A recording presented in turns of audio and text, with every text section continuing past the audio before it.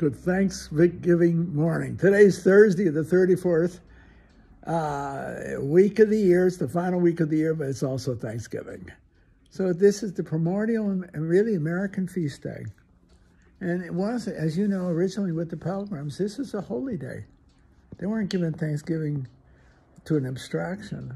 It was to God for the gifts of their survival, I guess you could say.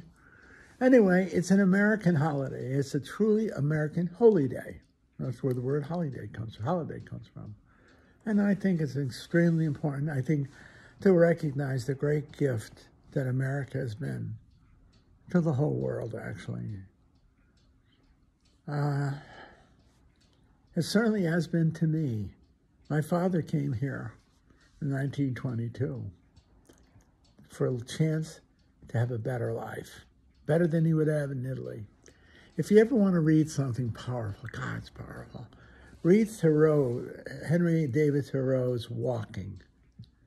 It was his sauntering around Concord, but his colossal insight into the richness of the land and its freedom.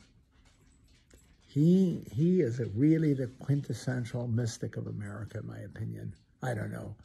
You could say Emerson, but this guy is special because he's nature-centered as opposed to, let's say, cultural. I don't know. I'm overstating myself right now, but when I read Thoreau's Walking,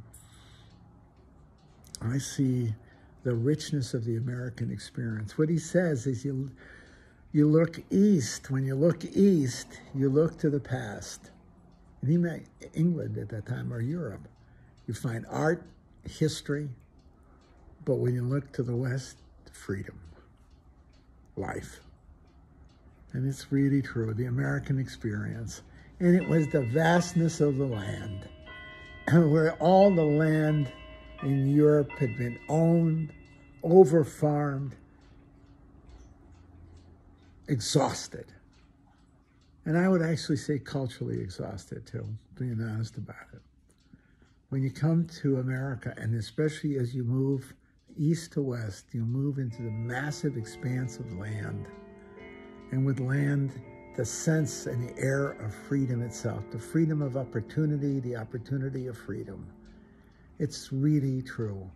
I grew up on the East Coast, and to say that there was wild land there was practically none. It was so over-owned.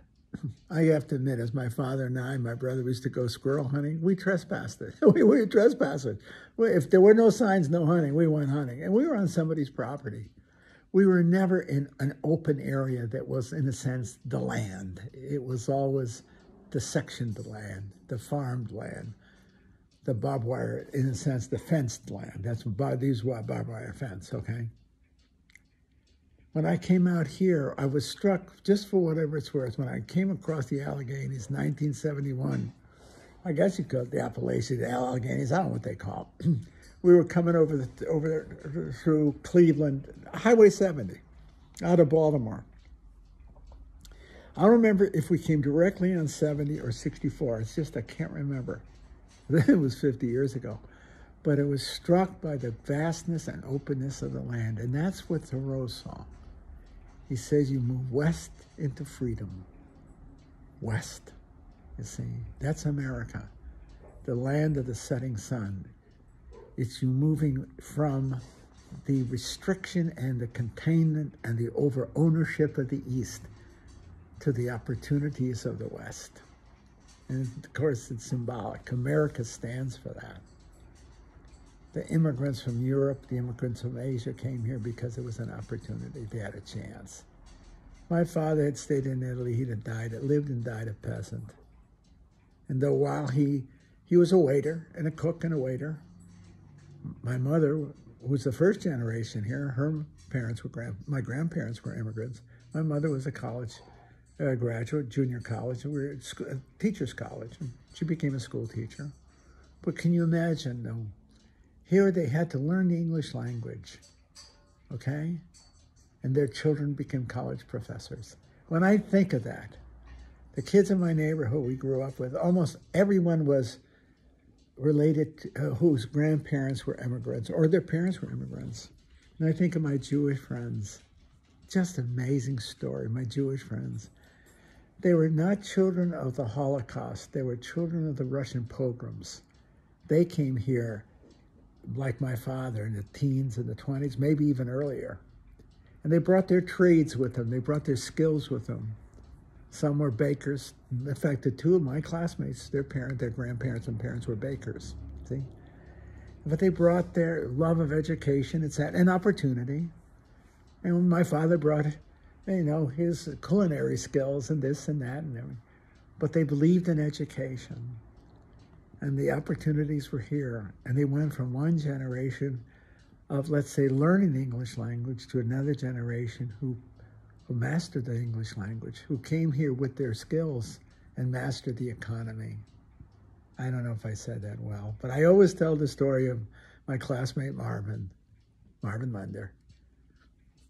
His father they had a little bakery in their backyard, literally their garage. And they made bagels.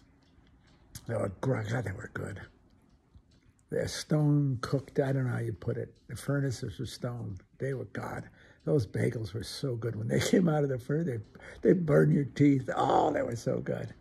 And we used to go over there because we used to shoot baskets. He had a basket in his backyard, so we used to shoot basketball, shoot baskets, okay? And we were kids together. We grew up together, 2 streets apart, okay? Friends together. When I was stationed in New York in 1965, 66, or 66, 67, I remember looking at the New York Times. The name of their bakery was the New York Bagel Bakery. When I looked, it was interesting. This is America.